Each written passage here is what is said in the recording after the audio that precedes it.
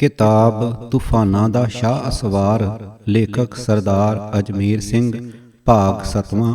आवाज़ भाई गुरजंट सिंह रूपवाली। शहीद करतार सिंह सराभा दी जिंदगी दा नवां सफ़र शुरू। हांगकांग राहीं अमरीका पहुंचना। वाहिगुरू जी का खालसा वाहिगुरू जी की फतेह। उस समय फिलिपीन, शंघाई, जापान, कनेडा, अमरीका, पनामा, मैक्सीको, टेंसिन ते पीकिंग चीन ਵਿੱਚ ਜਾਣ ਵਾਲੇ ਹਿੰਦੁਸਤਾਨੀਆਂ ਲਈ ਹਾਂਗਕਾਂਗ ਠਹਿਰਨਾ ਜ਼ਰੂਰੀ ਸੀ। ਹਾਂਗਕਾਂਗ ਦਾ ਗੁਰਦੁਆਰਾ ਇਨ੍ਹਾਂ ਮੁਸਾਫਰਾਂ ਦੀ ਮੁੱਖ ਠਾਹਰ ਸੀ। ਉਹਨਾਂ ਵੇਲਿਆਂ ਵਿੱਚ ਹਜ਼ਾਰਾਂ ਦੀ ਗਿਣਤੀ ਵਿੱਚ ਸਿੱਖ, ਹਿੰਦੂ ਤੇ ਮੁਸਲਮਾਨ ਹਾਂਗਕਾਂਗ ਦੇ ਗੁਰਦੁਆਰਾ ਸਾਹਿਬ ਰਹਿ ਕੇ ਅੱਗੇ ਜਾਂਦੇ ਸਨ। ਭਾਈ ਭਗਵਾਨ ਸਿੰਘ, ਜਿਸ ਨੇ 1910 ਤੋਂ ਲੈ ਕੇ 1913 ਤੱਕ ਹਾਂਗਕਾਂਗ ਦੇ ਗੁਰਦੁਆਰੇ ਵਿੱਚ ਗ੍ਰੰਥੀ ਦੀ ਸੇਵਾ ਨਿਭਾਈ ਸੀ, ਨੇ ਬਾਅਦ ਵਿੱਚ ਆਪਣੀ ਸਵੈ ਜੀਵਨੀ ਵਿੱਚ ਉਸ ਸਮੇਂ ਦੀ ਯਾਦ ਚਿਤਾਰਦਿਆਂ ਲਿਖਿਆ ਹੈ। ਕਈ ਵਾਰ ਗੁਰਦੁਆਰੇ ਵਿੱਚ ਬਹੁਤ ਭੀੜ ਹੁੰਦੀ ਸੀ। 100-150 ਆਦਮੀ ਅਕਸਰ ਹੀ ਉੱਥੇ ਗੁਰਦੁਆਰੇ ਵਿੱਚ ਠਹਿਰਿਆ ਕਰਦੇ ਸਨ।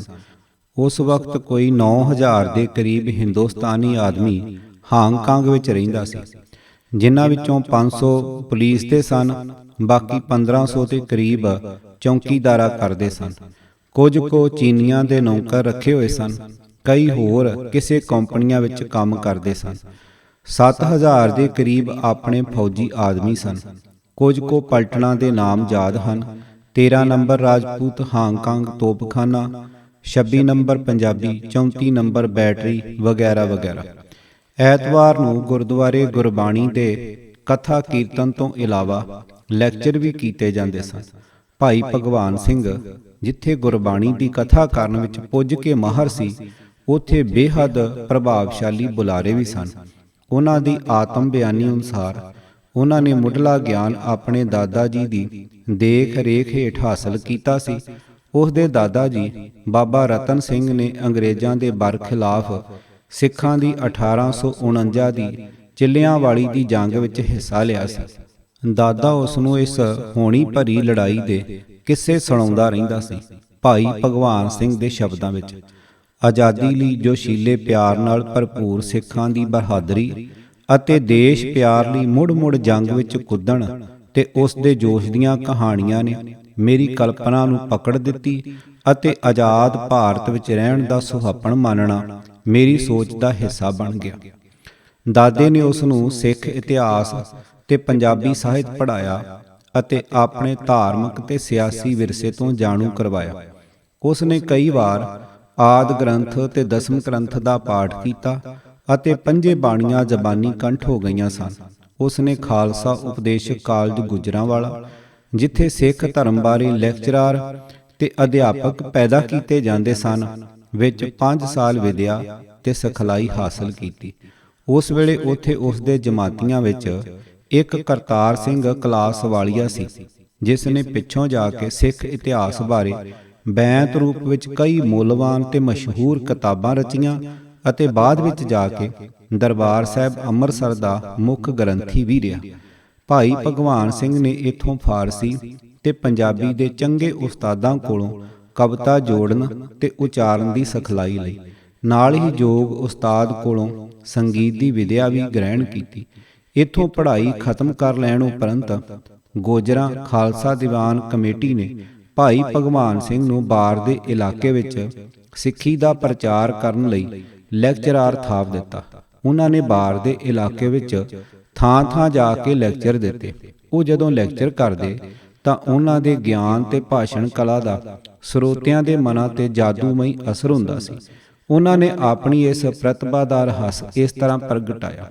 ਖਾਲਸਾ ਕਾਲਜ ਗੁਜਰਾਂਵਾਲਾ ਵਿੱਚ ਸਿੱਖ ਹਿਸਟਰੀ ਤੇ 10 ਗੁਰੂਆਂ ਦੇ ਜੀਵਨ ਦਾ ਮੁਤਾਲਿਆ ਕਰਨ ਲਈ ਮੈਨੂੰ ਕਾਫੀ ਵਕਤ ਮਿਲ ਚੁੱਕਾ ਸੀ। ਗੁਰੂ ਗ੍ਰੰਥ ਸਾਹਿਬ, ਭਾਈ ਗੁਰਦਾਸ ਦੀਆਂ ਵਾਰਾਂ ਤੇ ਹੋਰ ਗ੍ਰੰਥ ਸੂਰਜ ਪ੍ਰਕਾਸ਼, ਪੰਥ ਪ੍ਰਕਾਸ਼ ਆਦਿ ਮੈਂ ਟੀਕੇ ਸਮੇਤ ਪੜ੍ਹ ਚੁੱਕਾ ਸਾਂ। ਮੇਰੇ ਦਿਲ ਵਿੱਚ ਦੇਸ਼ ਭਗਤੀ ਦੇ ਭਾਂਬੜ ਵੀ 10ਵੇਂ ਗੁਰੂ ਦੀਆਂ ਉੱਚ ਕੁਰਬਾਨੀਆਂ ਤੋਂ ਹੀ ਮੱਚੇ ਸਨ। ਕੌਮੀਅਤ ਤੇ ਦੇਸ਼ ਭਗਤੀ ਮੈਨੂੰ ਵਿਰਸੇ ਵਿੱਚ ਹੀ ਮਿਲੇ ਸਨ। ਦਸ਼ਮੇਸ਼ ਹੀ ਮੇਰਾ ਗੁਰੂ ਸੀ, ਆਦਰਸ਼ ਸੀ, ਆਗੂ ਸੀ ਤੇ ਨਿਸ਼ਾਨਾ ਸੀ। ਉਹਨਾਂ ਦੀ ਹੀ ਨਮੂਨੇ ਜ਼ਿੰਦਗੀ ਨਾਲ ਮੇਰੀ ਲਗਨ ਸੀ। ਜਦ ਕਦੇ ਵੀ ਮੈਂ ਉਹਨਾਂ ਦੇ ਜੀਵਨ ਬਾਰੇ ਬੋਲਦਾ, ਮੇਰਾ ਦਿਮਾਗ ਖਿੜ ਜਾਂਦਾ, ਜ਼ਬਾਨ ਰਸੀਲੀ ਹੋ ਜਾਂਦੀ ਤੇ ਦਿਲ ਦੇ ਦਰਦ ਫੁੱਟ ਉੱਠਦੇ ਸਨ। 1907 ਵਿੱਚ ਉਸ ਨੇ ਪੰਜਾਬ ਅੰਦਰ ਚੱਲੀ ਪਗੜੀ ਸੰਭਾਲ ਜੱਟਾ ਲਹਿਰ ਵਿੱਚ ਵੀ ਹਿੱਸਾ ਲਿਆ ਅਤੇ ਕਈ ਥਾਵਾਂ ਤੇ ਜੋਸ਼ੀਲੇ ਲੈਕਚਰ ਦਿੱਤੇ। ਉਸ ਨੇ ਕੁਝ ਥਾਵਾਂ ਤੇ ਸਰਦਾਰ ਅਜੀਤ ਸਿੰਘ ਨਾਲ ਵੀ ਸਟੇਜ ਸਾਂਝੀ ਕੀਤੀ। ਇਸ ਸੰਘਰਸ਼ ਦੌਰਾਨ ਹੀ ਉਸ ਦੀ ਲਾਲਾ ਹਰਦਿਆਲ ਨਾਲ ਵੀ ਜਾਣ ਪਛਾਣ ਹੋ ਗਈ ਸੀ। ਇਸ ਤਰ੍ਹਾਂ ਭਾਈ ਭਗਵਾਨ ਸਿੰਘ ਨੂੰ ਧਾਰਮਿਕ ਵਿਦਿਆ ਦੇ ਨਾਲ ਹੀ ਰਾਜਸੀ ਗੁੜਤੀ ਵੀ ਮਿਲ ਗਈ ਅਤੇ ਰਾਜਸੀ ਵਿਦਿਆ ਦਾ ਵੀ ਚਾਨਣ ਹੋ ਗਿਆ ਸੀ। ਇਸ ਰਾਜਸੀ ਸਰਗਰਮੀ ਕਾਰਨ ਪੁਲਿਸ ਉਸ ਦੀ ਭਾਲ ਵਿੱਚ ਲੱਗ ਪਈ ਸੀ, ਜਿਸ ਕਰਕੇ ਉਹ ਫਰਜ਼ੀ ਨਾਮ ਹੇਠ ਸਿਆਲਕੋਟ ਦੇ ਡਸਕਾ ਨਾਂ ਦੇ ਪਿੰਡ ਵਿੱਚ ਸਕੂਲ 'ਚ ਪੜ੍ਹਾਉਣ ਲੱਗ ਪਏ। ਉੱਥੇ ਉਹਨਾਂ ਦਾ ਮੇਲ ਪਹੁੰਚੇ ਹੋਏ ਵਿਦਵਾਨ ਸੰਤ ਹਰਬਿਲਾਸ ਨਾਲ ਹੋਇਆ, ਜਿਸ ਕੋਲੋਂ ਉਹਨਾਂ ਨੇ ਵੇਦਾਂ, ਉਪਨਿਸ਼ਦਾਂ, ਭਗਵਤ ਗੀਤਾ ਤੇ ਵਿਦਾਂਤ ਦੇ ਨਿਆਂ ਸ਼ਾਸਤਰ ਦੀ ਉੱਚ ਵਿਦਿਆ ਹਾਸਲ ਕਰ ਲਈ। ਇਸ ਨਾਲ ਭਾਈ ਭਗਵਾਨ ਸਿੰਘ ਦੀ ਸੋਚ ਉੱਤੇ ਵਿਦਾਂਤ ਦਾ ਰੰਗ ਚੜ੍ਹ ਗਿਆ। ਇਸ ਦਾ ਅਸਰ ਉਸ ਦੇ ਰਾਜਸੀ ਵਿਚਾਰਾਂ ਉੱਤੇ ਵੀ ਪਿਆ।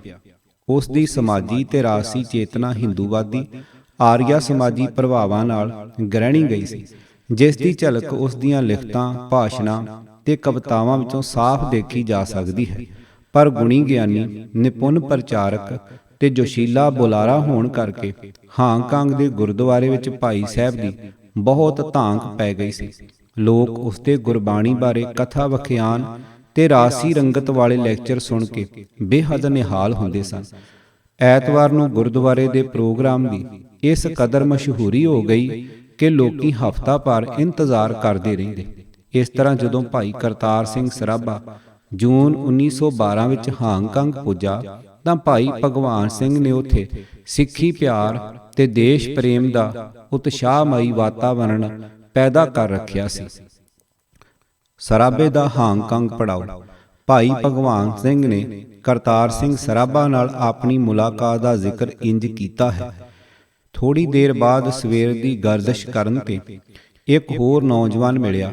ਮੈਨੂੰ ਇਹ ਕਿਆਸ ਵੀ ਨਹੀਂ ਸੀ ਕਿ ਮੈਂ ਇੱਕ ਅਜਿਹੇ ਨੌ-ਨਿਹਾਲ ਨਾਲ ਬਾਤਚੀਤ ਕਰ ਰਿਹਾ ਹਾਂ ਜੋ ਮੇਰੇ ਬੱਚਿਆਂ ਨਾਲੋਂ ਵੀ ਪਿਆਰਾ ਤੇ ਵਤਨ ਦਾ ਬੇਸ਼ਕੀਮਤੀ ਲਾਲ ਹੋ ਚਮਕੇਗਾ।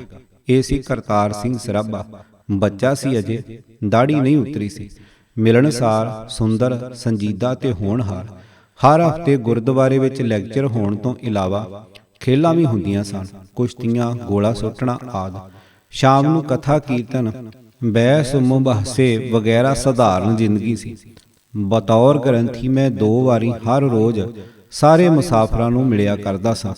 ਉਹਨਾਂ ਦੇ ਨਾਂ ਪਤੇ ਲਿਖਦਾ ਸੀ, ਸ਼ਿਕਾਇਤਾਂ ਸੁਣਦਾ ਤੇ ਅਗਰ ਕੋਈ ਸੇਵਾ ਜਾਂ ਲੋੜ ਹੋਵੇ ਤਾਂ ਪੂਰੀ ਕਰਦਾ। ਉਹ ਕਰਤਾਰ ਸਿੰਘ ਸਰਾਭਾ ਰਾਤੀਂ ਆਇਆ ਸੀ ਤੇ ਅੱਜ ਸਵੇਰੇ ਮਿਲੇ। ਇੱਕ ਲੈਕਚਰ ਸੁਣਿਆ ਤੇ ਇੱਕ ਗੋਲਾਬਾਜੀ ਦੇਖ ਕੇ ਦੋਸਤ ਬਣ ਗਏ। ਉਹ ਵਿਦੇਸ਼ੀ ਲੋਕਾਂ ਵਿੱਚ ਬੜੀ ਦਿਲਚਸਪੀ ਰੱਖਦਾ। ਚੀਨ, ਜਾਪਾਨ, ਅਮਰੀਕਾ ਤੇ ਕੈਨੇਡਾ ਬਾਰੇ ਖਬਰਾਂ ਪੁੱਛਦਾ ਰਹਿੰਦਾ। ਚੰਦ ਹਫ਼ਤਿਆਂ ਦੀ ਵਾਕਫੀ ਮੇਰੇ ਦਿਲ ਤੇ ਕਾਫੀ ਅਸਰ ਕਰ ਗਈ। ਅਨੁਮਾਨ ਲਾਇਆ ਜਾ ਸਕਦਾ ਹੈ ਕਿ ਹਾਂਗਕਾਂਗ ਅੰਦਰ ਕੁਝ ਹਫ਼ਤਿਆਂ ਦੇ ਪੜਾਅ ਦੌਰਾਨ ਭਾਈ ਕਰਤਾਰ ਸਿੰਘ ਸਰਾਭਾ ਨੂੰ ਪਰਦੇਸਾਂ ਵਿੱਚ ਰਹਿਣ ਵਾਲੇ ਭਾਰਤੀਆਂ, ਖਾਸ ਕਰਕੇ ਸਿੱਖਾਂ ਅੰਦਰ ਹੋ ਰਹੀ ਰਾਜਸੀ ਹਿਲਜੁਲ ਦੀ ਜ਼ਰੂਰ ਸੂਹ ਲੱਗ ਗਈ ਹੋਵੇਗੀ। ਉਹ ਕੁਝ ਕੁ ਹਫ਼ਤੇ ਹਾਂਗਕਾਂਗ ਰੁਕਿਆ ਅਤੇ ਅਖੀਰ ਉੱਥੋਂ 2 ਜੁਲਾਈ ਨੂੰ ਸਾਈਬੇਰੀਆ ਜਹਾਜ਼ ਤੇ ਸਵਾਰ ਹੋ ਕੇ ਅਮਰੀਕਾ ਲਈ ਚੱਲ ਪਿਆ। 28 ਜੁਲਾਈ ਨੂੰ ਉਹ ਪੱਛਮੀ ਤੱਟ ਦੇ ਪ੍ਰਸਿੱਧ ਸ਼ਹਿਰ ਸਾਨ ਫਰਾਂਸਿਸਕੋ ਦੇ ਨੇੜਲੇ ਟਾਪੂ ਏਂਜਲ ਆਈਲੈਂਡ ਦੇ ਜਹਾਜ਼ ਘਾਟ ਉੱਤੇ ਜਾ ਉਤਰਿਆ। ਉਹਨਾਂ ਵੇਲਿਆਂ ਵਿੱਚ ਜਦੋਂ ਕੋਈ ਹਿੰਦੁਸਤਾਨੀ ਅਮਰੀਕਾ ਦੇ ਜਹਾਜ਼ ਘਾਟ ਉੱਤੇ ਪਹੁੰਚਦਾ ਸੀ ਤਾਂ ਅਮਰੀਕਾ ਦੇ ਇਮੀਗ੍ਰੇਸ਼ਨ ਮਹਿਕਮੇ ਦੇ ਅਫਸਰ ਬਹੁਤ ਜ਼ਿਆਦਾ ਤੇ ਪੁੱਠੇ ਸਿੱਧੇ ਸਵਾਲ ਪੁੱਛਦੇ ਸਨ। ਇਹ ਸਵਾਲਾਂ ਦੀ ਝੜੀ ਦਾ ਮੰਤਵ ਇਹ ਹੁੰਦਾ ਸੀ ਕਿ ਕਿਸੇ ਨਾ ਕਿਸੇ ਬਹਾਨੇ ਹਿੰਦੁਸਤਾਨੀਆਂ ਨੂੰ ਅਮਰੀਕਾ ਵਿੱਚ ਵੜਨ ਤੋਂ ਜਵਾਬ ਦੇ ਕੇ ਵਾਪਸ ਮੋੜ ਦਿੱਤਾ ਜਾਵੇ। ਬਾਬਾ ਸੋਹਣ ਸਿੰਘ ਭਕਨਾ ਦੇ ਸ਼ਬਦਾਂ ਵਿੱਚ ਇਹ ਸਾਰੇ ਸਵਾਲ ਐਵੇਂ ਵਾਧੂ ਤੇ ਇੱਕ ਤਰ੍ਹਾਂ ਦੇ ਹੀਲੇ ਬਹਾਨੇ ਘੜਨੇ ਹੀ ਹੁੰਦੇ ਸਨ। ਇਸ ਤਰ੍ਹਾਂ ਹਿੰਦੀਆਂ ਦੇ ਲੱਖਾਂ ਰੁਪਏ ਜਹਾਜ਼ਾਂ ਦੇ ਕਿਰਾਏ ਮੂੰਹ ਬਰਬਾਦ ਹੁੰਦੇ ਤੇ ਉਹ ਵਿਚਾਰੇ ਨਿਰਾਸ਼ ਤੇ ਖੱਜਲ ਹੋ ਕੇ ਮੋੜ ਆਉਂਦੇ ਸਨ। ਵਿਚਾਰੇ ਇਹੋ ਜਿਹੇ ਅਸਫਲ ਹਿੰਦੀ ਚੀਨ, ਮਲਾਇਆ ਆਦਿਕ ਟਾਪੂਆਂ ਵਿੱਚ ਧੱਕੇ ਖਾਂਦੇ ਫਿਰਦੇ ਸਨ। ਅਮਰੀਕਾ ਦਾ ਪਹਿਲਾ ਕੌੜਾ ਤਜਰਬਾ। ਅਮਰੀਕਾ ਦੇ ਇਮੀਗ੍ਰੇਸ਼ਨ ਅਫਸਰਾਂ ਨੇ ਦੂਜੇ ਦੇਸ਼ਾਂ ਦੇ ਵਾਸੀਆਂ ਨੂੰ ਤਾਂ ਬਿਨਾਂ ਕਿਸੇ ਰੋਕ ਟੋਕ ਤੋਂ ਉਤਰਨ ਦੀ ਆਗਿਆ ਦੇ ਦਿੱਤੀ, ਪਰ ਹਿੰਦੁਸਤਾਨ ਦੇ ਵਸਨੀਕਾਂ ਨੂੰ ਪੁੱਛਗਿੱਛ ਲਈ ਰੋਕ ਲਿਆ। ਇਹ ਕਰਤਾਰ ਸਿੰਘ ਦਾ ਅਮਰੀਕਾ ਬਾਰੇ ਪਹਿਲਾ ਤਲਖ ਤਜਰਬਾ ਸੀ। ਇਸ ਨਾਲ ਉਹਨੂੰ ਡਾਢੀ ਬੇਇੱਜ਼ਤੀ ਤੇ ਨਰਾਦਰੀ ਦਾ ਅਹਿਸਾਸ ਹੋਇਆ। ਉਸਨੇ ਗੁਲਾਮੀ ਦੀ ਗਿਲਾਜ਼ਤ ਦੀ ਚੁਭਣ ਮਹਿਸੂਸ ਕੀਤੀ। ਉਸ ਦੇ ਮਨ ਅੰਦਰ ਰਾਜਸੀ ਰੋਹ ਦੀ ਚਿਣਗ ਇੱਥੇ ਹੀ ਪੈਦਾ ਹੋ ਗਈ ਸੀ। ਡਾਕਟਰੀ ਵਿੱਚ ਪਾਸ ਹੋ ਜਾਣ ਤੋਂ ਬਾਅਦ ਕਰਤਾਰ ਸਿੰਘ 31 ਜੁਲਾਈ ਨੂੰ ਇਮੀਗ੍ਰੇਸ਼ਨ ਮਹਿਕਮੇ ਦੇ ਸਪੈਸ਼ਲ ਪੜਤਾਲੀਆ ਬੋਰਡ ਅੱਗੇ ਪੇਸ਼ ਹੋਇਆ। ਬੋਰਡ ਦੇ ਚੇਅਰਮੈਨ ਨਾਲ ਉਸ ਦੀ ਹੇਠ ਲਿਖੀ ਗੱਲਬਾਤ ਹੋਈ ਦੱਸੀ ਜਾਂਦੀ ਹੈ। ਸਵਾਲ, ਤੇਰਾ ਰਸਤੇ ਦਾ ਖਰਚਾ ਕਿਸ ਨੇ ਦਿੱਤਾ? ਜਵਾਬ, ਮੇਰੇ ਦਾਦਾ ਬਦਨ ਸਿੰਘ ਨੇ। ਸਵਾਲ, ਤੇਰੇ ਕੋਲ ਕਿੰਨੇ ਪੈਸੇ ਹਨ? ਜਵਾਬ, ਲਗਭਗ $100। ਸਵਾਲ, ਕੀ ਤੂੰ ਪਹਿਲਾਂ ਵੀ ਕਦੀ USA ਵਿੱਚ ਰਿਹਾ? ਜਵਾਬ, ਨਹੀਂ। ਸਵਾਲ, ਕੀ ਤੇਰੇ ਕੋਈ ਰਿਸ਼ਤੇਦਾਰ ਜਾਂ ਦੋਸਤ ਇੱਥੇ ਹਨ? ਜਵਾਬ, ਨਹੀਂ। ਸਵਾਲ, ਤੂੰ ਇੱਥੇ ਕੀ ਕਰਨ ਦੀ ਆਸ ਕਰਦਾ ਹੈ? ਜਵਾਬ, ਮੈਂ ਇੱਥੇ ਪੜ੍ਹਾਈ ਕਰਾਂਗਾ। ਸਵਾਲ, ਇੱਥੇ ਤੂੰ ਪੜ੍ਹੇਂਗਾ ਕਿੱਥੇ? ਜਵਾਬ, ਬਰਕਲੀ ਦੀ ਯੂਨੀਵਰਸਿਟੀ ਵਿੱਚ। ਸਵਾਲ, ਅਮਰੀਕਾ ਵਿੱਚ ਰਹਿੰਦਿਆਂ ਤੇਰੀ ਮਦਦ ਕਿਵੇਂ ਹੋਵੇਗੀ? ਜਵਾਬ, ਮੇਰੇ ਦਾਦਾ ਵੱਲੋਂ ਉਹ ਮੈਨੂੰ ਪੈਸੇ ਭੇਜੇਗਾ। ਸਵਾਲ, ਉਹਦਾ ਕੰਮਕਾਰ ਕੀ ਹੈ? ਜਵਾਬ, ਉਹ ਕਿਸਾਨ ਹੈ। ਉਸ ਦੀ 300 ਏਕੜ ਜ਼ਮੀਨ ਹੈ। ਸਵਾਲ, ਕੀ ਤੇਰੇ ਕੋਈ ਭਰਾ ਹਨ? ਜਵਾਬ, ਨਹੀਂ, ਮੈਂ ਇਕਲੌਤਾ ਪੁੱਤਰ ਹਾਂ। ਸਵਾਲ, ਤੂੰ ਆਪਣੇ ਦਾਦੇ ਨਾਲ ਕਿੰਨਾ ਸਮਾਂ ਰਿਹਾ? ਜਵਾਬ, ਮੇਰੇ ਪਿਤਾ ਨੂੰ ਮਰਿਆਂ 11 ਸਾਲ ਹੋ ਗਏ ਹਨ। ਮੇਰੀ ਮਾਤਾ ਤਕਰੀਬਨ 4 ਕੁ ਸਾਲ ਪਹਿਲਾਂ ਮਰੀ ਸੀ। ਸਵਾਲ, ਤੂੰ ਅੰਗਰੇਜ਼ੀ ਬੋਲਣੀ ਕਿੱਥੋਂ ਸਿੱਖੀ? ਜਵਾਬ, ਲੁਧਿਆਣਾ ਜ਼ਿਲ੍ਹੇ ਦੇ ਮਿਸ਼ਨ ਹਾਈ ਸਕੂਲ ਵਿੱਚੋਂ। ਸਵਾਲ, ਉੱਥੇ ਤੂੰ ਕਿੰਨਾ ਚਿਰ ਸਕੂਲ ਜਾਂਦਾ ਰਿਹਾ? ਲਗਭਗ 4 ਸਾਲ ਅਤੇ 5 ਸਾਲ ਮੈਂ ਆਪਣੇ ਪਿੰਡ ਵਿੱਚ ਸਕੂਲ ਚਲਾਏ। ਸਵਾਲ, ਕੀ ਪੜ੍ਹਾਈ ਵਾਸਤੇ ਇੱਥੇ ਤੂੰ ਹੋਰ ਕੋਈ ਕੰਮ ਕਰਨ ਦਾ ਇਰਾਦਾ ਰੱਖਦਾ ਹੈ? ਜਵਾਬ, ਨਹੀਂ, ਮੇਰਾ ਦਾਦਾ ਮੈਨੂੰ ਹਰ ਮਹੀਨੇ ਪੈਸੇ ਭੇਜੇਗਾ। ਸਵਾਲ, ਕਿੰਨੀ ਰਾਸ਼ੀ? ਜਵਾਬ, ਲਗਭਗ $40 ਪ੍ਰਤੀ ਮਹੀਨਾ। ਸਵਾਲ, ਬਰਕਲੀ 'ਚ ਤੇਰਾ ਪਤਾ ਕੀ ਹੋਵੇਗਾ? ਜਵਾਬ, ਮੈਂ ਅਜੇ ਨਹੀਂ ਦੱਸ ਸਕਦਾ। ਸਵਾਲ, ਕੀ ਤੂੰ ਇਸ ਦੇਸ਼ ਵਿੱਚ ਕੰਮ ਕਰੇਂਗਾ? ਜਵਾਬ, ਨਹੀਂ। ਸਵਾਲ, ਤੂੰ USA ਵਿੱਚ ਕਿੰਨਾ ਸਮਾਂ ਠਹਿਰੇਂਗਾ? ਜਵਾਬ, ਤਕਰੀਬਨ 5 ਸਾਲ। ਸਵਾਲ, ਯੂਨੀਵਰਸਿਟੀ ਵਿੱਚ ਕਿਹੜਾ ਵਿਸ਼ਾ ਲਵੇਂਗਾ? ਜਵਾਬ, ਇਲੈਕਟ੍ਰੀਕਲ ਇੰਜੀਨੀਅਰਿੰਗ। ਸਵਾਲ, 1 ਮਹੀਨੇ ਦੇ ਖਰਚ ਲਈ $40 ਬਹੁਤ ਥੋੜੇ ਹਨ, ਹੈ ਕਿ ਨਹੀਂ? ਜਵਾਬ, ਮੈਂ ਘਰੋਂ $40 ਤੋਂ ਜ਼ਿਆਦਾ ਵੀ ਲੈ ਸਕਦਾ ਹਾਂ। ਸਵਾਲ, ਲੋੜ ਪੈਣ ਤੇ ਤੇਰਾ ਦਾਦਾ ਤੈਨੂੰ ਜ਼ਿਆਦਾ ਧਨ ਭੇਜ ਸਕਦਾ ਹੈ? ਜਵਾਬ, ਹਾਂ। ਭਾਈ ਕਰਤਾਰ ਸਿੰਘ ਸਰਾਭਾ ਦੇ ਉਪਰੋਕਤ ਜਵਾਬਾਂ ਨਾਲ ਬੋਰਡ ਦੀ ਤਸੱਲੀ ਹੋ ਗਈ ਅਤੇ ਉਸ ਨੂੰ ਅਮਰੀਕਾ ਵਿੱਚ ਦਾਖਲ ਹੋਣ ਦੀ ਮਨਜ਼ੂਰੀ ਮਿਲ ਗਈ। ਫੁੱਟਨੋਟ: ਕਰਤਾਰ ਸਿੰਘ ਸਰਾਭਾ ਦੇ ਇਨ੍ਹਾਂ ਜਵਾਬਾਂ ਨੂੰ ਠੋਸ ਪ੍ਰਸੰਗ ਵਿੱਚ ਰੱਖ ਕੇ ਵਿਚਾਰਿਆ ਜਾਣਾ ਚਾਹੀਦਾ ਹੈ। ਇਹ ਬਿਆਨ ਉਸਨੇ ਮੌਕੇ ਦੀ ਵਿਸ਼ੇਸ਼ ਲੋੜ ਨੂੰ ਧਿਆਨ ਵਿੱਚ ਰੱਖਦੇ ਹੋਏ ਇਮੀਗ੍ਰੇਸ਼ਨ ਮਹਿਕਮੇ ਦੀ ਤਸੱਲੀ ਲਈ ਦਿੱਤੇ ਲੱਗਦੇ ਹਨ। ਇਹਨਾਂ ਨੂੰ ਇਨ-ਬਿਨ ਸੱਚ ਮੰਨ ਲੈਣ ਦੀ ਬਜਾਏ ਇਹਨਾਂ ਦੀ ਨਿਰਖ ਪਰਖ ਕਰਨੀ ਜ਼ਰੂਰੀ ਹੈ। ਉਸ ਨੇ ਮਿਸ਼ਨ ਸਕੂਲ ਵਿੱਚ ਪੜ੍ਹਨ ਦੀ ਗੱਲ ਪ੍ਰਤੱਖ ਤੌਰ ਤੇ ਇਮੀਗ੍ਰੇਸ਼ਨ ਮਹਿਕਮੇ ਦੇ ਅਫਸਰ ਨੂੰ ਖੁਸ਼ ਕਰਨ ਲਈ ਕਹੀ ਹੋ ਸਕਦੀ ਹੈ, ਕਿਉਂਕਿ ਉਸ ਦੇ ਮਿਸ਼ਨ ਸਕੂਲ ਵਿੱਚ ਪੜ੍ਹਨ ਦੀ ਹੋਰ ਕਿਤੋਂ ਪੁਸ਼ਟੀ ਨਹੀਂ ਹੁੰਦੀ। ਇਸੇ ਹੀ ਤਰ੍ਹਾਂ ਉਸ ਨੇ ਆਪਣੇ ਦਾਦਾ ਜੀ ਦੀ ਆਰਥਿਕ ਹੈਸੀਅਤ ਬਾਰੇ ਵੀ ਸੁਚੇਤ ਰੂਪ ਵਿੱਚ ਵਧਵਾ ਦਾਅਵਾ ਕੀਤਾ ਲੱਗਦਾ ਹੈ। ਇਸ ਤਰ੍ਹਾਂ ਬੰਦਰਗਾਹ ਉੱਤੇ 3 ਦਿਨਾਂ ਦੀ ਹਿਰਾਸਤ ਤੋਂ ਬਾਅਦ ਉਸ ਨੇ 31 ਜੁਲਾਈ ਨੂੰ ਅਮਰੀਕਾ ਦੀ ਧਰਤੀ ਉੱਤੇ ਪਹਿਲਾ ਕਦਮ ਧਰਿਆ। ਬਾਬਾ ਸੋਹਣ ਸਿੰਘ ਭਕਨਾ ਅਨੁਸਾਰ ਉਹ ਜਹਾਜ਼ੋਂ ਉਤਰ ਕੇ ਸਿੱਧਾ ਆਪਣੇ ਸਿੱਖ ਭਾਈਆਂ ਕੋਲ ਜੂਲੋ ਕਾਉਂਟੀ ਚਲਾ ਗਿਆ। ਇਹ ਜਗ੍ਹਾ ਸਾਨ ਫਰਾਂਸਿਸਕੋ ਤੋਂ 65 ਕੁ ਮੀਲ ਦੂਰ ਹੈ। ਉਸ ਦੇ ਇਹ ਸਿੱਖ ਭਾਈ ਕੌਣ ਸਨ? ਮਾਲਵਾ ਸਿੱਖ ਇਤਿਹਾਸ ਵਿੱਚੋਂ ਸੰਕੇਤ ਮਿਲਦਾ ਹੈ ਕਿ ਇਹ ਭਾਈ ਬੂੜ ਸਿੰਘ ਪਿੰਡ ਬਿੰਜਲ ਸਨ। ਭਾਈ ਬੂੜ ਸਿੰਘ ਬਾਰੇ ਪੂਰਾ ਵੇਰਵਾ ਇਸ ਤਰ੍ਹਾਂ ਦਿੱਤਾ ਗਿਆ ਹੈ। ਆਪ ਦਾ ਜਨਮ 1880 ਨੂੰ ਪਿੰਡ ਬਿੰਜਲ ਜ਼ਿਲ੍ਹਾ ਲੁਧਿਆਣਾ ਵਿੱਚ ਹੋਇਆ। 1899 ਵਿੱਚ ਆਪ 54 ਨੰਬਰ ਪਲਟਨ ਵਿੱਚ ਭਰਤੀ ਹੋ ਗਏ। 1906 ਵਿੱਚ ਪਲਟਨ ਵਿੱਚੋਂ ਨਾਮ ਕਟਾ ਕੇ ਅਮਰੀਕਾ ਚਲੇ ਗਏ। ਅਮਰੀਕਾ ਵਿੱਚ ਆਪ ਦਾ ਸੋਹਣਾ ਕਾਰੋਬਾਰ ਚੱਲ ਪਿਆ। ਸੰਨ 1912 ਵਿੱਚ ਸਰਦਾਰ ਕਰਤਾਰ ਸਿੰਘ ਸਰਾਭਾ ਜਦ ਅਮਰੀਕਾ ਵਿੱਚ ਪੜ੍ਹਨ ਗਏ ਤਾਂ ਸਭ ਤੋਂ ਪਹਿਲਾਂ ਆਪ ਜੀ ਪਾਸ ਹੀ ਠਹਿਰੇ ਸਨ।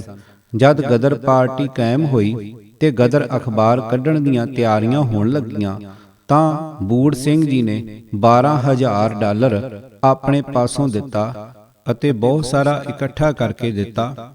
ਗਦਰ ਪਾਰਟੀ ਦੇ ਫੈਸਲੇ ਅਨੁਸਾਰ ਜਦ ਅਮਰੀਕਾ ਤੇ ਕੈਨੇਡਾ ਵਿੱਚ ਰਹਿਣ ਵਾਲੇ ਦੇਸ਼ ਭਗਤਾਂ ਨੇ ਵਾਪਸ ਆਉਣ ਦਾ ਫੈਸਲਾ ਕੀਤਾ ਤਾਂ ਆਪ ਨੇ ਆਪਣੇ ਪਾਸੋਂ ਮਿਸਟਰ ਪਿੰਗਲੇ, ਮਿਸਟਰ ਗੁਪਤਾ, ਕਰਤਾਰ ਸਿੰਘ ਆਦਿਕ 13 ਦੇਸ਼ ਭਗਤਾਂ ਨੂੰ ਅਮਰੀਕਾ ਤੋਂ ਵਾਪਸ ਆਉਣ ਦਾ ਕਿਰਾਇਆ ਦਿੱਤਾ।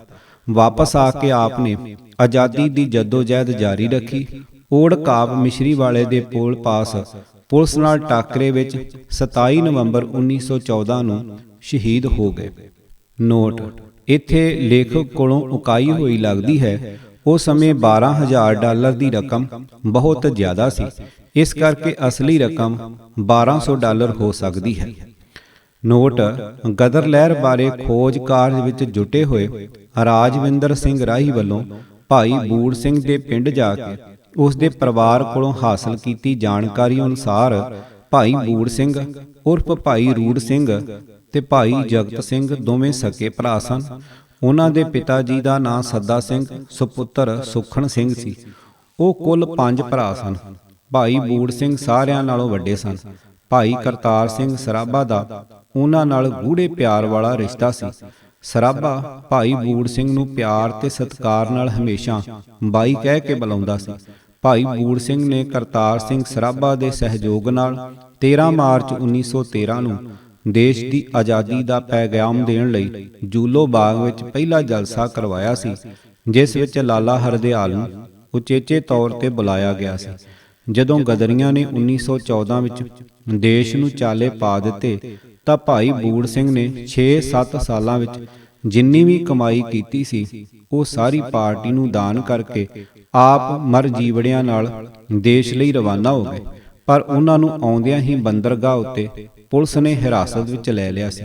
ਮੁਕੱਦਮੇ ਦੀ ਕਾਰਵਾਈ ਦੌਰਾਨ ਵਾਅਦਾ ਮੁਆਫ ਗਵਾਹ ਨਵਾਬ ਖਾਨ ਨੇ ਆਪਣੇ ਭਰਾ, ਜਿਹੜਾ ਗਦਰ ਪਾਰਟੀ ਦਾ ਹਮਦਰਦ ਅਤੇ ਭਾਈ ਬੂੜ ਸਿੰਘ ਦਾ ਨਜ਼ਦੀਕੀ ਮਿੱਤਰ ਸੀ, ਦੇ ਕਹਿਣ ਤੇ ਭਾਈ ਬੂੜ ਸਿੰਘ ਨੂੰ ਪਛਾਣਨੋਂ ਨਾਂਹ ਕਰ ਦਿੱਤੀ ਸੀ, ਜਿਸ ਕਰਕੇ ਉਸ ਨੂੰ ਉਮਰ ਕੈਦ ਦੀ ਥਾਵੇਂ 7 ਸਾਲਾਂ ਦੀ ਕੈਦ ਹੋਈ। ਉਹ ਪਹਿਲਾਂ 2 ਸਾਲ ਜੇਲ੍ਹ ਵਿੱਚ ਰਹੇ, ਫਿਰ ਲਾਹੌਰ ਤੇ ਕੈਮਲਪੁਰ ਦੀਆਂ ਜੇਲ੍ਹਾਂ ਵਿੱਚ ਬੰਦ ਰਹੇ। 1921 ਵਿੱਚ 7 ਸਾਲ ਕੈਦ ਕੱਟਣ ਉਪਰੰਤ ਰਿਹਾ ਹੋ ਕੇ ਪਿੰਡ ਆ ਗਏ, ਪਰ ਪਿੰਡ ਵਿੱਚ ਵੀ ਉਹ ਕਈ ਸਾਲ ਜੂਹ ਬੰਦ ਰਹੇ। ਅੰਤ ਵਿੱਚ ਉਹ 11 ਜੁਲਾਈ 1966 ਨੂੰ ਅਕਾਲ ਚਲਾਣਾ ਕਰ ਗਏ। ਜੂਲੋ ਕਾਉਂਟੀ ਵਿੱਚ ਉਸ ਵੇਲੇ ਜ਼ਿਆਦਾਤਰ ਪੰਜਾਬੀ ਬਾਗਾਂ ਵਿੱਚ ਫਲ ਮੇਵੇ ਤੋੜਨ ਦਾ ਕੰਮ ਕਰਦੇ ਸਨ। ਇਸ ਕਰਕੇ ਕਰਤਾਰ ਸਿੰਘ ਨੇ ਵੀ ਉਹਨਾਂ ਨਾਲ ਖੁਰਮਾਨੀਆਂ, ਸੇਬ ਤੇ ਹੋਰ ਫਲਾਂ ਨੂੰ ਤੋੜਨ ਦਾ ਕੰਮ ਕਰਨਾ ਸ਼ੁਰੂ ਕਰ ਦਿੱਤਾ, ਜਿਹਦੇ ਬਦਲੇ ਉਸ ਨੂੰ ਦਿਹਾੜੀ ਦੇ $2 ਤੋਂ $3 ਉਜਰਤ ਮਿਲ ਜਾਂਦੀ ਸੀ। ਉਸ ਨੇ ਉੱਥੇ 2-3 ਮਹੀਨੇ ਕੰਮ ਕੀਤਾ। ਉਸ ਤੋਂ ਬਾਅਦ ਉਹ ਓਰੇਗਾਨ ਸਟੇਟ ਤੇ ਤੱਟੀ ਸ਼ਹਿਰ ਆਸਟੋਰੀਆ ਚਲਿਆ ਗਿਆ, ਜਿੱਥੇ ਉਸਨੇ ਆਪਣੇ ਹੀ ਪਿੰਡ ਦੇ ਭਾਈ ਰੁਲੀਆ ਸਿੰਘ ਤੇ ਅਰਜਨ ਸਿੰਘ ਇੱਕ ਲੱਕੜੀ ਦੀ ਮਿੱਲ ਵਿੱਚ ਕੰਮ ਕਰਦੇ ਸਨ। ਕਰਤਾਰ ਸਿੰਘ ਨੇ ਵੀ ਉਹਨਾਂ ਨਾਲ ਰਲ ਕੇ ਮਿੱਲ ਵਿੱਚ ਕੰਮ ਕਰਨਾ ਸ਼ੁਰੂ ਕਰ ਦਿੱਤਾ ਸੀ। ਕੁਝ ਜੀਵਨੀਕਾਰਾਂ ਨੇ ਲਿਖਿਆ ਹੈ ਕਿ ਕਰਤਾਰ ਸਿੰਘ 31 ਜੁਲਾਈ 1912 ਨੂੰ ਬੰਦਰਗਾਹ ਤੋਂ ਸਿੱਧਾ ਬਰਕਲੀ ਯੂਨੀਵਰਸਿਟੀ ਚਲਾ ਗਿਆ, ਜਿੱਥੇ ਉਸਨੇ ਉਸ ਵੇਲੇ ਆਪਣੀ ਪੜ੍ਹਾਈ ਸ਼ੁਰੂ ਕਰ ਦਿੱਤੀ। ਇਹ ਗੱਲ ਸੱਚੀ ਨਹੀਂ ਜਾਪਦੀ, ਕਿਉਂਕਿ ਬਾਬਾ ਜਵਾਲਾ ਸਿੰਘ ਦੀ ਡਾਇਰੀ ਤੋਂ ਇਹ ਸਪਸ਼ਟ ਹੁੰਦਾ ਹੈ ਕਿ ਦਸੰਬਰ 1912 ਵਿੱਚ ਕਰਤਾਰ ਸਿੰਘ ਸਰਾਭਾ ਆਸਟੋਰੀਆ ਵਿਖੇ ਲੱਕੜੀ ਦੀ ਮਿੱਲ ਵਿੱਚ ਕੰਮ ਕਰਦਾ ਸੀ। ਗਦਰ ਪਾਰਟੀ ਦੇ ਇੱਕ ਹੋਰ ਆਗੂ ਨਵਾਬ ਖਾਨ, ਜਿਹੜਾ ਪਿੱਛੋਂ ਜਾ ਕੇ ਵਾਅਦਾ ਮੁਆਫ ਗਵਾਹ ਬਣ ਗਿਆ ਸੀ, ਨੇ ਵੀ ਜੱਜਾਂ ਅੱਗੇ ਗਵਾਹੀ ਦਿੰਦਿਆਂ ਕਰਤਾਰ ਸਿੰਘ ਸਰਾਭਾ ਦੇ ਦਸੰਬਰ 1912 ਵਿੱਚ ਆਸਟੋਰੀਆ ਹੋਣ ਦੀ ਪੁਸ਼ਟੀ ਕੀਤੀ ਹੈ। ਉੱਥੋਂ ਬਾਬਾ ਜਵਾਲਾ ਸਿੰਘ ਹੋਰਾਂ ਦੇ ਪ੍ਰੇਰਣ ਤੇ ਹੀ ਉਹ ਜਨਵਰੀ ਵਿੱਚ ਬਰਕਲੀ ਜਾ ਕੇ ਯੂਨੀਵਰਸਿਟੀ ਵਿੱਚ ਦਾਖਲਾ ਲੈਣ ਲਈ ਤਿਆਰ ਹੋ ਗਿਆ ਸੀ। ਬਾਬਾ ਜੀ ਇੰਜ ਲਿਖਦੇ ਹਨ: ਦਸੰਬਰ 1912 ਵਿੱਚ ਵੈਨਕੂਵਰੋਂ ਭਾਈ ਭਾਗ ਸਿੰਘ ਭਿੱਖੀਵਿੰਡ ਤੇ ਭਾਈ ਬਲਵੰਤ ਸਿੰਘ ਖੁਰਦਪੁਰ ਦੀ ਚਿੱਠੀ ਆ ਗਈ ਕਿ ਆਪ ਵੈਨਕੂਵਰ ਆਈਏ ਤੇ ਇੱਥੇ ਕੁਝ ਆਪਸ ਵਿੱਚ ਬਹਿ ਕੇ ਵਿਚਾਰ ਕਰਨੀ ਹੈ। ਮੈਂ ਉਸੇ ਵੇਲੇ ਵੈਨਕੂਵਰ ਨੂੰ ਤਿਆਰ ਹੋ ਗਿਆ। ਬਰਕਲੀ ਜਾ ਕੇ ਨਾਲ ਨੰਦ ਸਿੰਘ ਨੂੰ ਲਿਆ ਤੇ ਸਾਨ ਫਰਾਂਸਿਸਕੋ ਤੋਂ ਪਾਸ ਆਸਟੋਰੀਆ ਦਾ ਲੈ ਲਿਆ। ਫੁੱਟਨੋਟ: ਭਾਈ ਨੰਦ ਸਿੰਘ ਸੀਰਾ ਵਾਲਾ ਭਾਈ ਜਵਾਲਾ ਸਿੰਘ ਦੇ ਵਜ਼ੀਫੇ ਤੇ ਅਮਰੀਕਾ ਪੜ੍ਹਨ ਗਿਆ ਸੀ। ਉਹ ਬਹੁਤ ਬੁੱਧੀਮਾਨ ਸੀ ਅਤੇ ਬਰਕਲੀ ਯੂਨੀਵਰਸਿਟੀ ਵਿੱਚ ਪੜ੍ਹਨੇ ਪੈ ਗਿਆ ਸੀ। ਉਹ ਤੇ ਸਰਾਭਾ ਸ਼ਾਇਦ ਅਮਰੀਕਾ ਦੇ ਸਫ਼ਰ ਦੌਰਾਨ ਹੀ ਇੱਕ ਦੂਜੇ ਦੇ ਜਾਣੂ ਹੋ ਗਏ ਸਨ। ਨੰਦ ਸਿੰਘ ਨੇ ਬਰਕਲੀ ਵਿੱਚ ਪੜ੍ਹਦਿਆਂ ਗਦਰ ਪਾਰਟੀ ਦੀ ਬਹੁਤ ਸੇਵਾ ਕੀਤੀ ਸੀ। ਬਾਅਦ ਵਿੱਚ ਉਹ ਉਚੇਰੀ ਵਿੱਦਿਆ ਹਾਸਲ ਕਰਕੇ ਅਮਰੀਕਾ ਵਿੱਚ ਹੀ ਲੰਮਾ ਚਿਰ ਉੱਚੇ ਅਹੁਦੇ ਤੇ ਕੰਮ ਕਰਦਾ ਰਿਹਾ ਸੀ। ਅਸਾਂ ਆਪਣਾ ਪ੍ਰੋਗਰਾਮ ਇੱਦਾਂ ਬਣਾਇਆ ਕਿ ਰਸਤੇ ਵਿੱਚ ਔਰਗਨ ਵਿੱਚੋਂ ਉਗਰਾਹੀ ਕਰਦੇ ਹੋਏ ਵੈਨਕੂਵਰ ਚੱਲਾਂਗੇ। ਅਸੀਂ ਦੋਵੇਂ ਹੀ ਜਹਾਜ਼ ਵਿੱਚ ਚੜ੍ਹ ਬੈਠੇ ਤੇ ਅਸਟੋਰੀਆ ਜਾ ਉਤਰੇ। ਇੱਥੇ ਇੱਕ ਲੱਕੜੀ ਦਾ ਕਾਰਖਾਨਾ ਹੈ। ਇਸ ਕਾਰਖਾਨੇ ਦਾ ਨਾਂ ਹੈਮੰਡ ਲੰਬਰ ਮਿਲ ਸੀ। ਇਹ ਮਿਲ ਸਤੰਬਰ 1922 ਵਿੱਚ ਅੱਗ ਨਾਲ ਸੜ ਕੇ ਤਬਾਹ ਹੋ ਗਈ ਸੀ। ਇਸ ਵਿੱਚ ਭਾਰਤੀ ਕਿਰਤੀ ਬਹੁਤ ਕੰਮ ਕਰਦੇ ਹਨ। ਇੱਥੇ ਅਸੀਂ ਇੱਕ ਹੋਟਲ ਵਿੱਚ ਚਲੇ ਗਏ। ਇਸੇ ਹੋਟਲ ਵਿੱਚ ਕਰਤਾਰ ਸਿੰਘ ਸਰਾਭਾ, ਜ਼ਿਲ੍ਹਾ ਲੁਧਿਆਣੇ ਵਾਲਾ ਹੈ। ਇਹ ਨੰਦ ਸਿੰਘ ਦੇ ਨਾਲ ਹੀ ਦੇਸੋਂ ਪੜ੍ਹਨ ਵਾਸਤੇ ਆਇਆ ਸੀ, ਪਰ ਕੁਝ ਕਾਰਨਾਂ ਕਰਕੇ ਇੱਥੇ ਆ ਗਿਆ ਸੀ। ਜਦ ਅਸੀਂ ਹੋਟਲ ਵਿੱਚ ਗਏ, ਅੱਗੇ ਸਾਨੂੰ ਉਹੀ ਮਿਲ ਗਿਆ। ਅਸੀਂ ਆਪਸ ਵਿੱਚ ਬੜੇ ਆਨੰਦ ਪੂਰਵਕ ਮਿਲੇ ਤੇ ਗੱਲਾਂ ਬਾਤਾਂ ਹੁੰਦੀਆਂ ਰਹੀਆਂ। ਥੋੜੀ ਦੇਰ ਬਾਅਦ ਰੁੜੀਆ ਸਿੰਘ ਤੇ ਅਰਜਨ ਸਿੰਘ ਸਰਾਭੇ ਦੇ ਆ ਗਏ ਅਤੇ ਖੁਸ਼ੀ ਨਾਲ ਮਿਲੇ। ਅਗਲੇ ਦਿਨ ਸਭ ਕੋਲ ਜਾ ਕੇ ਉਗਰਾਹੀ ਕੀਤੀ। ਕੋਈ $150 ਤੋਂ ਉੱਪਰ ਇੱਥੋਂ ਹੋ ਗਿਆ ਤੇ ਰਾਤ ਕਰਤਾਰ ਸਿੰਘ ਪਾਸ ਹੋਟਲ ਵਿੱਚ ਰਹੇ। ਨੰਦ ਸਿੰਘ ਜੀ ਨੇ ਆਖਿਆ, ਕਰਤਾਰ ਸਿੰਘ, ਸਾਡੀ ਮਨਸ਼ਾ ਸੀ ਕਿ ਅਸੀਂ ਫੌਜੀ ਕੰਮ ਸਿੱਖੀਏ ਤੇ ਵਿੱਚ ਇਹ ਰੁਕਾਵਟ ਪੈਂਦੀ ਹੈ ਕਿ ਫੌਜੀ ਕੰਮ ਟੋਪੀ ਪਾ ਕੇ ਸਿੱਖੋ। ਇਸ ਤੋਂ ਬਹੁਤ ਬਹਿਸ ਹੋਣ ਮਗਰੋਂ ਡਾਕਟਰ ਵੀਲਰ, ਜੋ ਪ੍ਰੈਜ਼ੀਡੈਂਟ ਯੂਨੀਵਰਸਿਟੀ ਦਾ ਹੈ, ਉਸਨੇ ਆਖਿਆ ਹੈ, ਜੇ ਤੁਸੀਂ 25 ਵਿਦਿਆਰਥੀ ਪੱਗ ਵਾਲੇ ਕਰ ਲਵੋ ਤਾਂ ਅਸੀਂ ਤੁਹਾਨੂੰ ਫੌਜੀ ਕੰਮ ਸਿਖਾ ਦੇਵਾਂਗੇ। ਮੇਰੀ ਰਾਏ ਹੈ ਕਿ ਤੂੰ ਚੱਲ ਕੇ ਪੜ੍ਹ ਅਤੇ ਅਸੀਂ ਫੌਜੀ ਕੰਮ ਸਿੱਖਾਂਗੇ। ਕਰਤਾਰ ਸਿੰਘ ਬੜਾ ਹੋਣਹਾਰ ਨੌਜਵਾਨ ਸੀ। ਉਹ ਜੋ ਗੱਲ ਕਰਨੀ ਹੋਵੇ ਫੌਰਨ ਉਸ ਤੇ ਵਿਚਾਰ ਕਰਕੇ ਆਪਣਾ ਪੱਕਾ ਫੈਸਲਾ ਦੇ ਦਿੰਦਾ। ਉਸ ਨੇ ਝੱਟ ਮੰਨ ਲਿਆ ਤੇ ਆਖਿਆ, ਮੈਂ ਚੱਲਣ ਨੂੰ ਤਿਆਰ ਹਾਂ। ਆਖਰ ਅਸੀਂ ਪੱਕੀ ਕਰਕੇ ਆਖਿਆ ਕਿ ਮੁੜਦੇ ਹੋਏ ਆਪ ਨੂੰ ਨਾਲ ਲੈ ਕੇ ਚੱਲਾਂਗੇ। ਬਾਬਾ ਜਵਾਲਾ ਸਿੰਘ ਤੇ ਨੰਦ ਸਿੰਘ ਵੈਨਕੂਵਰ ਵਿੱਚ ਅੱਧ ਜਨਵਰੀ ਤੱਕ ਠਹਿਰੇ। ਬਾਬਾ ਜੀ ਲਿਖਦੇ ਹਨ, ਇੱਧਰ ਜਨਵਰੀ ਦਾ ਮਹੀਨਾ ਤਕਰੀਬਨ ਅੱਧਾ ਬੀਤਣ ਵਾਲਾ ਹੈ। ਉਧਰ ਇਸੇ ਮਹੀਨੇ ਕਾਲਜਾਂ ਦੀ ਖੁੱਲ੍ਹ ਹੋਣੀ ਹੈ ਤੇ ਨਵੇਂ ਸਾਲ ਵਾਸਤੇ ਵਿਦਿਆਰਥੀ ਆਪਣੀਆਂ ਫੀਸਾਂ ਦੇ ਕੇ ਦਬਾ ਦਬ ਦਾਖਲ ਹੁੰਦੇ ਜਾਂਦੇ ਹਨ। ਇੱਧਰ ਨੰਦ ਸਿੰਘ ਤੇ ਉਹਦੇ ਸਾਥੀਆਂ ਦਾ ਵੀ ਕਾਲਜ ਵਿੱਚ ਦਾਖਲਾ ਹੋਣਾ ਹੈ। ਮੈਂ ਨੰਦ ਸਿੰਘ ਨੂੰ ਆਖਿਆ, ਤੂੰ ਚੱਲ ਕੇ ਆਪਣੀ ਸਾਥੀਆਂ ਸਮੇਤ ਕਾਲਜ ਵਿੱਚ ਦਾਖਲ ਹੋ, ਮੈਂ ਕੁਝ ਦੇਰ ਨਾਲ ਆਵਾਂਗਾ। ਬਰਕਲੀ ਯੂਨੀਵਰਸਿਟੀ ਵਿੱਚ ਪੜ੍ਹਨ ਦੀ ਮਿੱਥ। ਉਪਰੋਕਤ ਬਿਰਤਾਂਤ ਤੋਂ ਸਪਸ਼ਟ ਹੋ ਜਾਂਦਾ ਹੈ ਕਿ ਨੰਦ ਸਿੰਘ ਨੇ ਵੈਨਕੂਵਰ ਤੋਂ ਵਾਪਸੀ ਤੇ ਭਾਈ ਕਰਤਾਰ ਸਿੰਘ ਸਰਾਭਾ ਨੂੰ ਆਪਣੇ ਨਾਲ ਲਿਆ ਅਤੇ ਜਨਵਰੀ 1913 ਦੇ ਆਰੰਭ ਵਿੱਚ ਉਹ ਦੋਵੇਂ ਬਰਕਲੀ ਪਹੁੰਚ ਗਏ। ਇਹ ਧਾਰਨਾ ਪੂਰੀ ਤਰ੍ਹਾਂ ਸਥਾਪਿਤ ਹੋ ਚੁੱਕੀ ਹੈ ਕਿ ਕਰਤਾਰ ਸਿੰਘ ਸਰਾਭਾ ਨੇ ਜਨਵਰੀ 1913 ਵਿੱਚ ਬਰਕਲੀ ਯੂਨੀਵਰਸਿਟੀ ਵਿੱਚ ਇੰਜੀਨੀਅਰਿੰਗ ਦੀ ਪੜ੍ਹਾਈ ਸ਼ੁਰੂ ਕਰ ਦਿੱਤੀ ਸੀ। ਪਰ ਕੈਲੀਫੋਰਨੀਆ ਰਹਿੰਦੇ ਸਾਡੇ ਇੱਕ ਮਿੱਤਰ ਜਸਜੀਤ ਸਿੰਘ ਨੇ ਬਰਕਲੀ ਯੂਨੀਵਰਸਿਟੀ ਦੇ ਪ੍ਰਬੰਧਕੀ ਅਮਲੇ ਕੋਲੋਂ ਕਰਤਾਰ ਸਿੰਘ ਸਰਾਭਾ ਦੇ ਯੂਨੀਵਰਸਿਟੀ ਵਿੱਚ ਦਾਖਲੇ ਬਾਰੇ ਠੋਸ ਸਬੂਤ ਹਾਸਲ ਕਰਨ ਦਾ ਯਤਨ ਕੀਤਾ, ਤਾਂ ਪੂਰੀ ਕੋਸ਼ਿਸ਼ ਕਰਨ ਦੇ ਬਾਵਜੂਦ ਸਰਾਭੇ ਦੇ ਯੂਨੀਵਰਸਿਟੀ ਵਿੱਚ ਦਾਖਲਾ ਲੈਣ ਬਾਰੇ ਕੋਈ ਸਬੂਤ ਨਹੀਂ ਮਿਲਿਆ। ਸਾਰੇ ਰਿਕਾਰਡ ਦੀ ਬਾਰੀਕੀ ਵਿੱਚ ਛਾਣਬੀਣ ਕਰਨ ਤੋਂ ਬਾਅਦ ਯੂਨੀਵਰਸਿਟੀ ਅਧਿਕਾਰੀਆਂ ਦਾ ਸਾਫ਼ ਕਹਿਣਾ ਸੀ ਕਿ 1912 ਤੋਂ ਲੈ ਕੇ 1915 ਤੱਕ ਕਰਤਾਰ ਸਿੰਘ ਨਾਂ ਦਾ ਕੋਈ ਵੀ ਵਿਦਿਆਰਥੀ ਯੂਨੀਵਰਸਿਟੀ ਵਿੱਚ ਦਾਖਲ ਨਹੀਂ ਹੋਇਆ ਸੀ। ਇਸ ਮਾਮਲੇ ਬਾਰੇ ਯੂਨੀਵਰਸਿਟੀ ਅਧਿਕਾਰੀਆਂ ਨਾਲ ਹੋਏ ਚਿੱਠੀ ਪੱਤਰ ਦਾ ਪੂਰਾ ਵੇਰਵਾ ਕਿਤਾਬ ਵਿੱਚ ਦਿੱਤਾ ਗਿਆ ਹੈ। ਇਸ ਮਾਮਲੇ ਬਾਰੇ ਇੱਕ ਹੋਰ ਉਗੜਵਾਂ ਤੇ ਉਤੇਜਨਾ ਭਰਿਆ ਤੱਥ ਇਹ ਹੈ ਕਿ ਭਾਈ ਕਰਤਾਰ ਸਿੰਘ ਸਰਾਭਾ ਨਾਲ ਕੰਮ ਕਰਦੇ ਰਹੇ ਗਦਰੀ ਬਾਬਿਆਂ ਜਿਵੇਂ ਬਾਬਾ ਸੋਹਣ ਸਿੰਘ ਭਕਨਾ, ਬਾਬਾ ਵਿਸਾਖਾ ਸਿੰਘ, ਭਾਈ ਜਵਾਲਾ ਸਿੰਘ, ਭਾਈ ਸੰਤੋਖ ਸਿੰਘ, ਭਾਈ ਊਧਮ ਸਿੰਘ ਕਸੇਲ ਆਦਿ ਚੋਂ ਕਿਸੇ ਨੇ ਵੀ ਆਪਣੀਆਂ ਲਿਖਤਾਂ ਵਿੱਚ ਉਸ ਦੇ ਯੂਨੀਵਰਸਿਟੀ ਵਿੱਚ ਪੜ੍ਹਨ ਦਾ ਜ਼ਿਕਰ ਨਹੀਂ ਕੀਤਾ। ਭਾਈ ਪਰਮਾਨੰਦ, ਜਿਹੜਾ ਉਸ ਵੇਲੇ ਬਰਕਲੀ ਯੂਨੀਵਰਸਿਟੀ ਵਿੱਚ ਕੈਮਿਸਟਰੀ ਦੀ ਵਿਦਿਆ ਲੈ ਰਿਹਾ ਸੀ, ਨੇ ਆਪਣੀ ਸਵੈ ਜੀਵਨੀ ਵਿੱਚ ਇਹ ਲਿਖਿਆ ਹੈ, ਕਰਤਾਰ ਸਿੰਘ ਸਰਾਭਾ ਉਸ ਵੇਲੇ ਅਮਰੀਕਾ ਅੰਦਰ ਦਿਨੇ ਕੁਝ ਕੰਮ ਕਰਦਾ ਸੀ ਅਤੇ ਕੁਝ ਸਮਾਂ ਇੱਕ ਅਮਰੀਕੀ ਸਕੂਲ ਵਿੱਚ ਪੜ੍ਹਦਾ ਸੀ।